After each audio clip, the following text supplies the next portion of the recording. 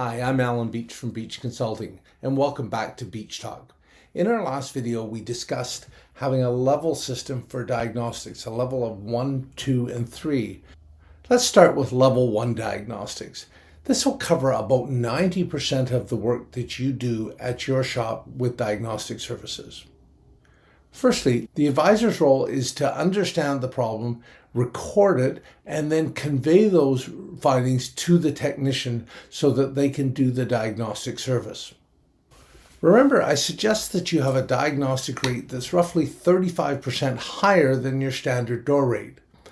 The reason for this is diagnostic services usually don't include parts.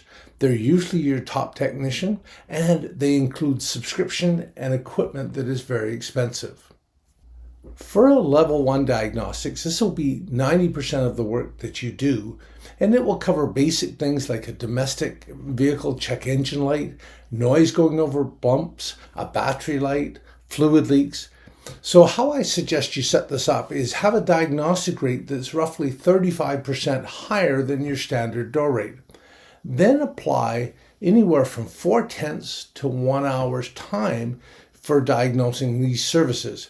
I strongly suggest you have a range price and you give the customer a range price when they're at the front counter, anywhere from $90 to $225 to diagnose the problem.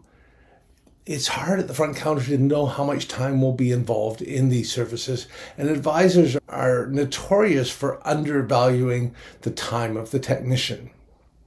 Remember, diagnostic services are all about how the car shows us the problem rather than the technician's competency.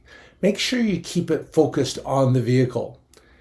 This is level 1 diagnostics. In level 2 diagnostics, we're going to be talking about how problems show up differently, and oftentimes they'll have intermittency or have a long drive time to be able to show the problem. Be sure to subscribe to my channel to get more help on running the front counter of your auto repair shop, or go to beechconsulting.ca. Thank you for listening.